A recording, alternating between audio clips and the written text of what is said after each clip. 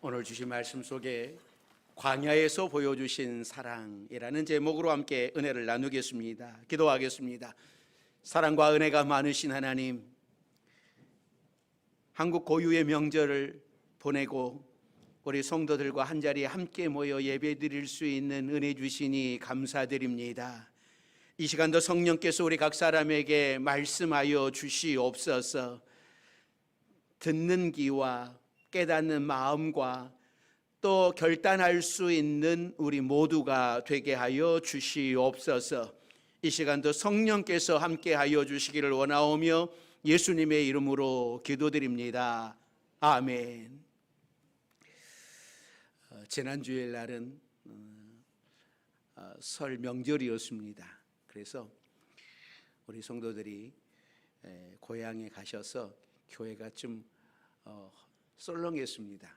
그래서 여러분들이 안 계시니까 교회가 얼마나 허전했는지 또 여러분들을 또 다시 뵈서 너무너무 반갑고 감사하고 또 여러분들의 귀한 사랑 우리 교육자들에게 베풀어 주셔서 또 감사를 드립니다. 옛날에 예수님을 잘 믿는 사람이 죽음을 맞게 되었는데 죽음을 맞게 되면서 한 가지 걱정이 있었습니다. 그것은 아들 하나가 있는데 내가 죽으면 이 아들이 어떻게 살아갈까? 이 아버지는 이게 걱정이 되는 겁니다. 그래서 이 죽음을 앞둔 이 아버지가 아들을 불렀습니다. 그리고 아들에게 이런 이야기를 해요. 나는 이 세상을 떠나는데 너 때문에 마음을 놓고 죽을 수가 없다. 오랫동안 너를 어떻게 도와줄까 생각을 하다가 이 봉투를 하나 준비했으니 잘 간직하고 있다가 어려운 일을 당하면 열어보아라. 그러나 아무 때나 열지 말고 정말 어떻게 할 수 없이 앞길이 캄캄할 때에 열어보도록 해라. 인생의 가장 큰 위기를 당하였을 때에 네가 당한 어려움을 해결할 비결이 여기에 들어있다. 아버지가 돌아가신 후 아들은 여러 가지 어려움을 만났습니다. 그러다가 정말 힘든 어려움이 생겼을 때에 아버지가 남겨주신 봉투가 생각이 났어요. 이 봉투를 꺼내 들고 아버지가 나에게 남긴 것이 무엇일까? 혹시 수십억짜리 예금 증서는 아닐까? 또 금괴가 들어있는 은행 보관증이 있을까? 기대를 하면서 아버지가 남겨둔 그 봉투를 열었습니다. 그런데 그 봉투에는 아버지가 마지막 남긴 말씀이 들어있었어요. 내용은 이런 거였어요. 사랑하는 아들아, 네가 인생의 큰 위기를 만났구나. 이 위기를 극복할 수 있는 유일한 방법이 있는데 그 방법을 말해주겠다. 그것은 기도하는 것이다. 기도하면 네가 당한 어려움을 해결할 길이 열리고 너를 도와줄 분이 나타날 것이다. 이것이 아버지가 사랑하는 아들에게 해줄 수 있는 마지막 말이니 꼭 명심하도록 해라. 여러분, 아들은 이 글을 읽고 마음이 어땠을까요? 금덩어리나 숨겨진 재산을 기대했다면 이 편지를 보면서 실망을 했을 것이고, 또 이 아들이 정말 아버지의 그 진실한 마음을 깨달았다면 깊이 감동하면서 기도하지 않았을까요? 오늘 본문은 신명기 32장은 모세가 이런 아버지의 마음을 가지고 이스라엘 백성들에게 노래를 지어서 가르친 내용입니다. 그러니까 32장 43절까지 모세가 가르친 노래 가사인데 내용이 시처럼 얼마나 아름다운지, 그리고 하나님의 사랑과 염려가 가득 들어있는 아름다운 노래예요. 백성들이 가나안 땅에 들어간 이후에도 계속 하나님의 말씀을 기억하고 노래처럼 부르면서 그 말씀에 순종할 수 있도록 만들어진 모세의 노래입니다.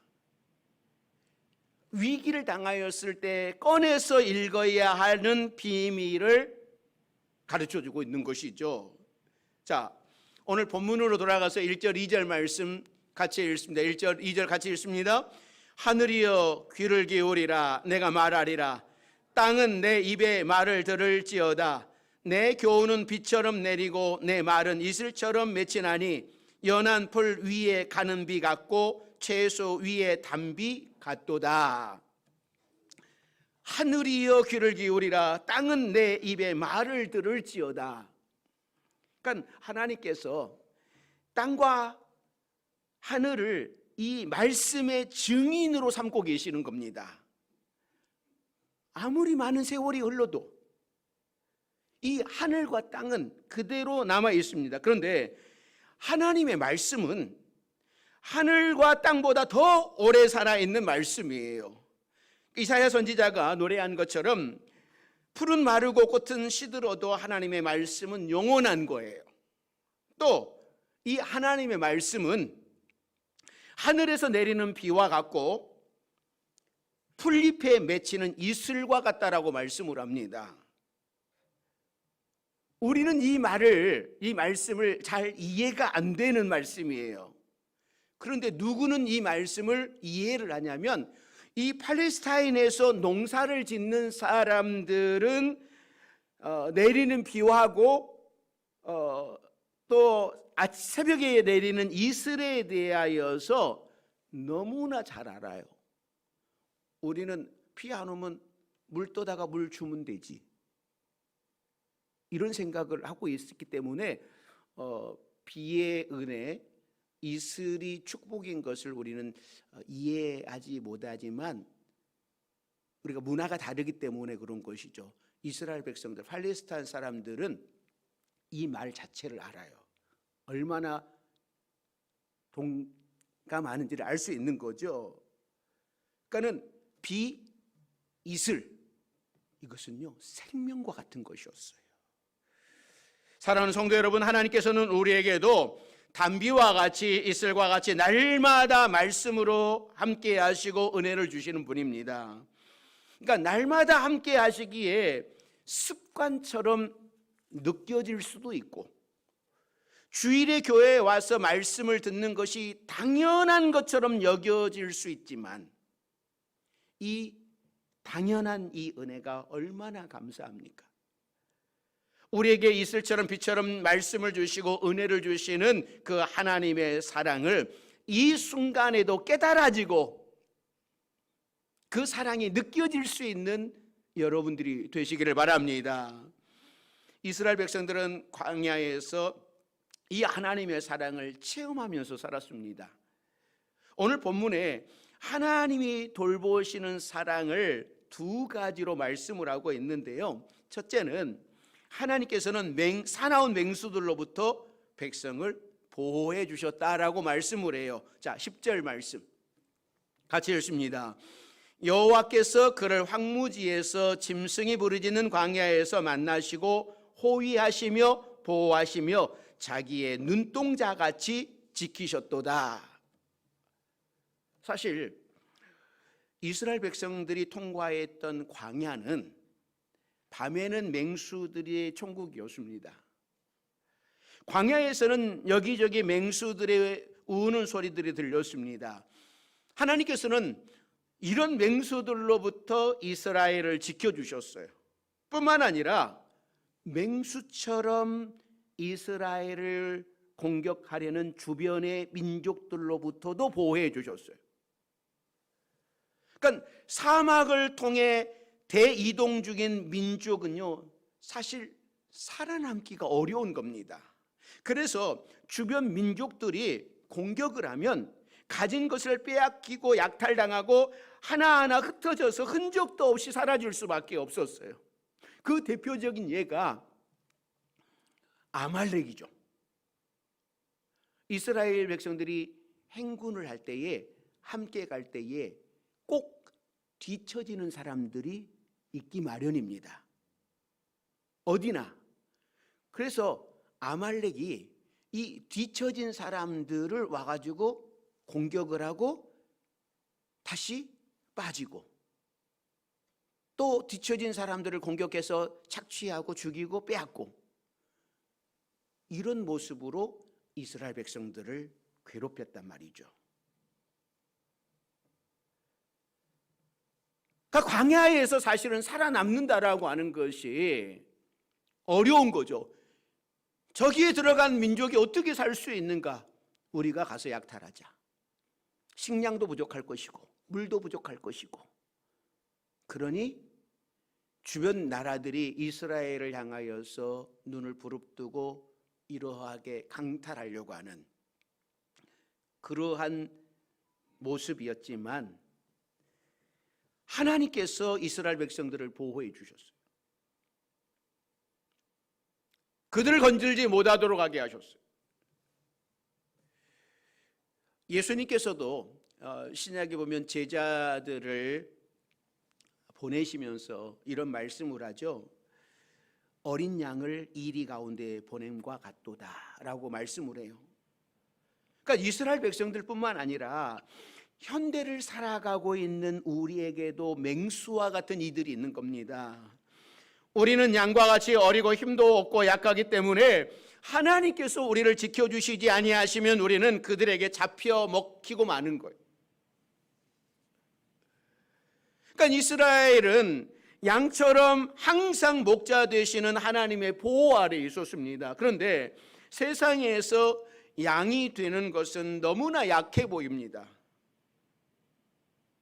양으로 살아가는 것이 좀 바보처럼요. 그래서 이스라엘은 나중에 양이 싫어서 자신들도 맹수가 되었습니다. 그들이 스스로 맹수가 되어서 주변 국가들과 동등한 자격을 갖게 되면 능히 이길 수 있을 것 같았습니다. 그런데 양이 되지 아니하고 맹수가 된 그들은 더 이상 하나님의 보호를 받을 수 없었습니다. 양이 맹수가 된 것처럼 포효는 했으나 하나님의 보호를 받지 못하고 강대국들 사이에서 물려 죽고 마른 거예요. 사랑하는 성도 여러분, 우리가 살아갈 수 있는 길은 우리 주님의 순한 양이 되는 겁니다. 맹수가 되어서 세상 사람들과 똑같은 위치에 살면 잘 될 것 같아서 서로 맹수가 되어 갑니다. 서로 울부짖고 물어뜯고 싸우고 계속 맹수가 되기를 선택을 하면 하나님은 더 이상 우리를 보호하실 수 없습니다. 아니, 우리가 맹수가 되겠다라고 선언하는 것은 하나님의 보호를 뿌리치는 것입니다. 그러기에 하나님이 우리와 함께 하실 수 없고 우리를 지키실 수가 없는 거예요. 내가 맹수가 되겠다라고 하는 것은 내 힘으로 살아가겠다라고 하는 것과 똑같은 것이기 때문에 그렇습니다. 그러기에 우리는 우리의 삶 속에 무섭고 불안하고 두렵더라도 양이 되어야 우리 주님이 우리를 지켜주시는 겁니다. 너무나 똑똑하고 완벽하고 강한 것을 여러분 선호하지 마십시오. 예수님은 우리를 지키시고 보호하여 주시기 위하여서 이 땅으로 낮아지셨잖아요. 세상을 창조하신 강한 예수님이 나약한 인간이 되셨습니다. 우리도 예수님을 본받아서 목자 되시는 예수님의 보호를 받으며 살아가는 여러분들이 되시기를 바랍니다. 우리는 하나님 앞에, 우리 주님 앞에 양이 되어야 되지, 목자 없이는 살아갈 수 없습니다라고 하는 양이 되어야지, 나는 내 힘으로 살아갈 수 있고 나는 맹수가 되리라라고 한다면 그 순간부터는 하나님이 우리를 인도하실 수 없습니다. 내 힘으로 내 능력으로 살아가겠다라고 하는 그 사람을 지킬 수 없는 거예요. 여러분들은 맹수가 되지 마시고 하나님 앞에, 주님 앞에 양이 되셔서 우리 주님이 여러분을 지키시고 인도하시는 그런 은혜를 체험할 수 있기를 주의 이름으로 축원합니다. 두 번째는요, 하나님은 이스라엘 백성을 독수리같이 훈련시키셨습니다. 자, 11절 말씀이죠. 자, 11절 같이 읽습니다. 마치 독수리가 자기의 보금자리를 어지럽게 하며 자기의 새끼 위에 너풀거리며 그의 날개를 펴서 새끼를 받으며 그의 날개 위에 그것을 엎는 것이라. 같이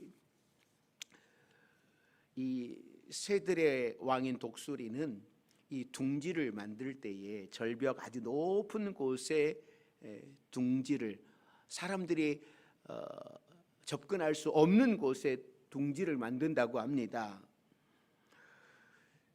그래서 이 둥지를 만들 때에 나뭇가지들을 모아놓고 그 다음에 그 위에 자신의 깃털 또 부드러운 것들로 푹신하게 만들어 놓고 그곳에 알을 낳고 이제 부화를 시키는 것이죠. 그리고 이 알에서 부화된 새끼를 키울 때에 정성껏 열심히 먹이들을 먹여서 키워줍니다. 이 새끼 독수리는 눈만 뜨면 파란 창공을 내려다 보이죠. 또 둥지 아래에는 광활한 벌판이 펼쳐져 있죠. 이 새끼 독수리는 날마다 행복한 겁니다. 이 난곡불락의 요새 같은 집에서 새끼는 아무 걱정 없이 살아가는 것이죠. 그런데 어느 날 이상한 일이 벌어져요. 그렇게 자기를 사랑스럽게 돌보던 어미 독수리가 날개를 팍 퍼대기더니 그 쿠션이 있는 그 부드러운 모든 것들을 다 날려버려 버립니다. 그리고 바닥에 가지들만. 그러니까는 이 새끼 독수리가 거기에 앉으려고 그러면은 이 나뭇가지가 쿡쿡쿡 찔러는 거예요. 또 이 독수리는, 어미 독수리는 이 새끼를 자꾸 밖으로 내보내는 거죠. 새끼 입장에서 보면은 이 어미가 자기를 못 살게 구는 거예요. 변한 것 같은 생각이 드는 것이죠. 그러니까는 이 새끼가 어미를 살펴보니까는 뭐예요? 저 엄마가 미쳤나? 왜 나를 못 살게 굴지? 어리둥절하게 하는 것이죠. 그리고 낭떠러지로 밀어 떨어뜨려 놓는 거죠. 그러면 이 새끼는 나 살려라 나 살려라 하고 여러분 얼마나 날개짓을 하고 막 부르짖겠습니까? 그러나 이미 어미 독수리의 괴롭힘에 결국 새끼 독수리는요, 그 안락한 보금자리에서 쫓겨나서 둥지 밖으로 밀려나고 또 밑으로 곤두박질 치면서 이 새끼 독수리는 나 죽는다 나 죽는다, 아마 엄마가 나 죽인다 그랬을런지도 모르겠습니다. 그러면 손살같이 이 어미 독수리는 새끼를 받으러 내려가서 나 살았다라고 올라왔더니 또 좀 있으면 또 밀어버리는 엄마. 여러분 어떨 것 같습니까? 새끼 독수리가 밑으로 떨어지면서 얼마나 무섭고 놀랐겠어요. 아마 소리를 꽥꽥 지르지 않았을까? 나 좀 살려달라고 외치지 않았을까? 그런데 죽음의 위기 속에서 이 어미 독수리는 새끼를 받아들이요. 그러면서 이 새끼 독수리는 날개가 힘이 생기게 되고 새들의 왕으로 창공을 누비게 되는 것입니다. 만약에 어미새가 이런 새끼를 훈련시키지 않았다면 어떻게 새들의 왕으로 살아갈 수 있겠습니까?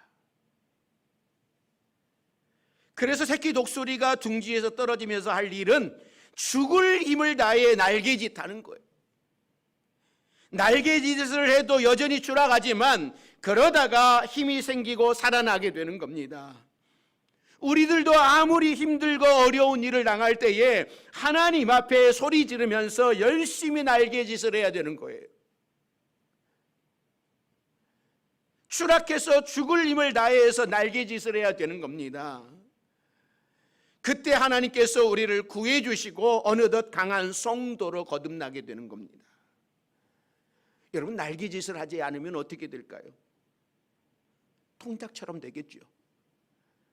추락하는데도 날개짓을 하지 못하면 기름 속에 떨어지는 죽음이 기다릴 수밖에 없을 뿐입니다. 어떤 사람은 믿음이 너무 좋아서 추락하는데도 날개짓을 하지 않고 통닭 같은 자세로 가만히 있으면서 하나님이 받아주시기를 기다리고 있어요. 하나님께서 한두 번 받아주시겠죠. 그러면 이 사람은 어떤 이야기 하겠습니까? 거봐라, 믿는 자에게는 능치 못함이 없다 하면서 날개를 펼치지 않으면 하나님께서도 속 터지지 않으실까요? 뭐 이런 통닭 같은 아기가 다 있어, 너 독수리 맞아? 하실 거 아니겠습니까? 여러분, 고난이 찾아올 때 통닭이 되지 마시고 추락하는 아기 독수리처럼 날개짓을 열심히 하시기를 바랍니다. 우리의 날개짓이 무엇을 의미하겠습니까? 기도를 의미하는 거예요. 하나님을 의지하는 것을 의미하는 거예요. 새끼 독수리가 꽥꽥 소리를 지르면서 날개짓을 하는 것은 어미새를 찾는 겁니다. 우리가 기도하면 부르짖을 때에 하나님의 보호의 손길이 우리와 함께 하시고 나도 어느덧 성장하게 돼요. 성숙해져 가게 있는 것이죠. 그리고 강한 나를 발견하게 되는 겁니다. 그리고 하나님께서 나를 이렇게 인도하시는구나 라고 하는 것을 깨닫게 되는 겁니다. 하나님께서 이스라엘 백성들이 애굽에서 나온 후에 시내산 아래로 인도하셔서 친히 이런 말씀을 주셨잖아요. 자, 출애굽기 19장 4절 말씀입니다. 같이 읽습니다. 내가 애굽 사람에게 어떻게 행하였음과 내가 어떻게 독수리 날개로 너희를 업어 내게로 인도하였음을 너희가 보았느니라. 독수리 날개로 새끼를 업듯이 백성들을 보호하시고 인도해 오셨다고 하는 겁니다. 하나님께서 왜 우리를 이토록 보호하시고 훈련시키는 것일까? 20년의 개척을 하고 20년의 목회를 이렇게 뒤돌아 봅니다. 저는 자꾸 뒤돌아 봐야지 헛생각 안 하고요, 다른 짓 안 해요. 이게 지금만 바라보면은 이게 딴 생각할 수도 있는데요, 20년 지내온 그 여정을 자꾸 돌아보면 이것이 정말 하나님의 은혜였구나, 이게 하나님의 기적이었구나 그러면서 감사할 수밖에 없고, 이런 하나님이 이런 은혜를 나에게 주셨는데 내가 더 잘해야지, 나에게 하나님이 이런 은혜를 베풀어 주셨는데 내가 하나님을 더 잘 섬기고 내 마음이 변하지 말아야지, 이런 생각을 하게 되는 것이죠. 그러니까 이스라엘 백성들을 하나님께서 어떻게 인도하셨는가? 너희를 업어 내게로 인도하였음을 너희가 보았느니라. 독수리 날개로 새끼를 업듯이 백성들을 보호하셔서 인도해 오셨다고 하는 겁니다. 하나님께서 왜 이토록 우리를 보호하시고 훈련시키는 것일까요? 혹시 하나님께서 여러분들을 지금까지 인도하지 않으셨습니까? 하나님께서 여러분들을 독수리가 이렇게 업고 오듯이 여러분들은 그렇게 안 오셨습니까? 왜 하나님께서 우리를 업어 오셨고 또 우리를 훈련시켰는가를 오늘 9절에서 이렇게 말씀을 해요. 자, 9절 말씀 같이 읽습니다. 여호와의 분깃은 자기 백성이라 야곱은 그가 택하신 기업이로라. 그러니까 하나님께서 이스라엘 백성들을 분깃이라고 표현을 하고 있습니다. 그러니까 분깃이라고 하는 것은 내게 주어진 소유입니다. 이스라엘 각 지파에게 나누어 준 분깃, 기업, 소유 모두 같은 의미예요. 그러니까 하나님께서 이스라엘 백성들을 하나님에게 주어진 분깃으로, 기업으로, 소유로 삼으신다고 하는 겁니다. 얼마나 이 영광된 말씀입니까? 천지를 지으신 하나님께서 우리를 하나님의 소유로 삼으시고 이렇게 보호하시고 사랑하시고 훈련시키는 거예요. 만일 여러분들이 사장님인데 여러분이 운영하는 공장이나 회사에 무슨 일이 생겼다라고 한다면 여러분 뛰어가겠습니까? 아니면 에이 될 대로 되라 그러지 뭐 여러분 그러시겠습니까? 여러분 공장에 여러분 회사에 관심이 있지 않겠어요? 그 회사에 좋은 일이 생기면 제일 기뻐할 것이고 어려운 일이 생기면 그것을 해결하려고 제일 먼저 뛰어가지 않습니까? 그러니까 하나님께서 우리를 그렇게 기업으로 삼아주셨어요. 그래서 우리를 눈동자같이 지키시는 겁니다. 이 하나님이 우리의 아버지이심을 믿고 기쁨으로 살아가는 여러분들이 되시기를 바랍니다. 그리고 하나님이 우리를 훈련하실 때에 그 훈련도 기쁘시게 받는 여러분들이 되시기를 바랍니다. 그런데 이 신명기 32장 오늘 본문 뒤편에 나오는 말씀은 장차 이스라엘 백성들이 하나님을 배신하게 될 것이다 라고 하는 말씀을 해요. 하나님께서 백성들을 보호하시고 가나안 땅으로 인도하시고 크게 축복을 주셨지만 그 이후로 백성들은 하나님을 버리게 될 것이라고 하는 말씀을 해요. 자, 15절 말씀 같이 읽습니다. 그런데 요수론이 기름짐에 발로 찼도다. 네가 살찌고 비대하고 윤택함에 자기를 지으신 하나님을 버리고 자기를 구원하신 반석을 업신여겼도다.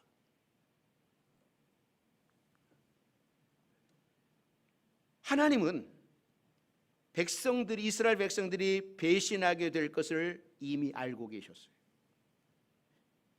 그럼에도 백성들을 그토록 사랑하시고 보호하시고 훈련시키셨습니다.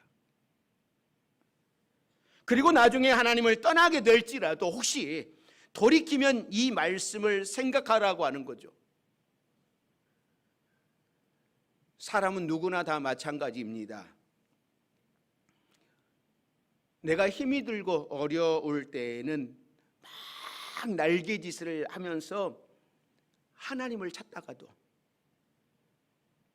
하나님이 축복해 주셔서 성공하고 배가 부르게 되면 믿음이 약해집니다. 기도도 시간이 줄어듭니다.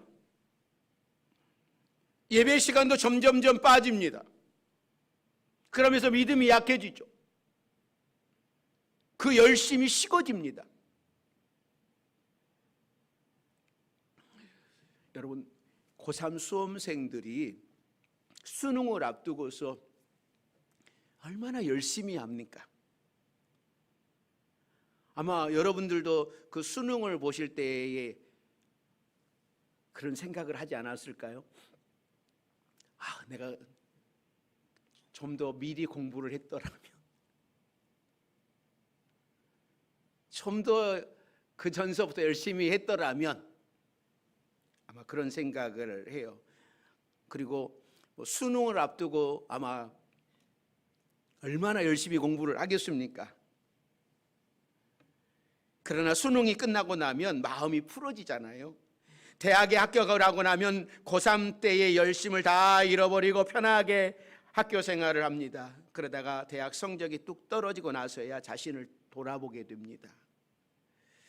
이스라엘 백성들이 광야에서는 고3 학생들처럼 하나님을 믿었습니다. 말씀을 따랐습니다. 그런데 가나안 땅에 들어가고 나니 그렇게 믿을 필요가 없어졌어요. 가나안 땅에 들어가서는 정착해서 집도 지어졌지요. 또 때마다 비를 내리고 풍성한데 하나님을 찾을 필요가 없어진 겁니다. 사랑하는 성도 여러분, 우리의 신앙생활은 고3 학생들처럼 해야 되는 거예요. 그렇게 간절하게 매달리고 간절하게 사모해야 되는 겁니다. 그러다가 축복을 받고 성공했다 할지라도 우리의 마음만은 더욱 간절히 사모해야 되는 겁니다. 그래서 우리 주님이 뭐라고 말씀을 하셨냐면, 마음이 가난한 자가 복이 있다. 세상 것으로 배부르지 마시고 말씀으로 배부르십시오. 지금 살만 하시거든. 더 하나님을 의지하십시오. 고3 수험생처럼 낭떠러지에서 떨어지는 이 새끼 독수리처럼 막 날개짓하며 부르짖으며 하나님을 찾으십시오. 가난할 때처럼, 내가 힘이 들고 어려울 때처럼 하나님을 찾으십시오. 그러면 그때마다 날마다 베풀어 주시는 하나님의 은혜를 체험하게 될 줄로 믿습니다. 날마다 우리를 인도하시고 구름기둥 불기둥으로 인도하시는 그 하나님의 은혜를 체험할 수 있게 될 겁니다. 이 하나님의 은혜를, 축복을 체험하는 여러분들이 되시기를 바랍니다. 하나님께서는 이스라엘 백성들을 이렇게 인도하셨어요. 아니, 저와 여러분들을 지금까지 인도해 오셨습니다. 이 은혜를 깨닫고 우리가 더 하나님을 사랑하고 주님 앞에 양으로 살아갈 수 있는 우리 모두가 되기를 주의 이름으로 축원합니다. 기도하겠습니다. 사랑과 은혜가 많으신 하나님, 우리는 주 없이 살 수 없습니다. 우리는 양이오니 주님, 목자이신 주님께서 우리를 인도하여 주시옵소서. 우리가 내 힘으로 살아가겠다고, 내 능력으로 살아가겠다고 하는 것이 아니라 오직 주님 앞에 양으로 서게 하시고 오직 주의 말씀을 따라 살아가기로 결단할 수 있는 우리 모두가 되게 해 주옵소서. 예수님의 이름으로 기도드립니다. 아멘.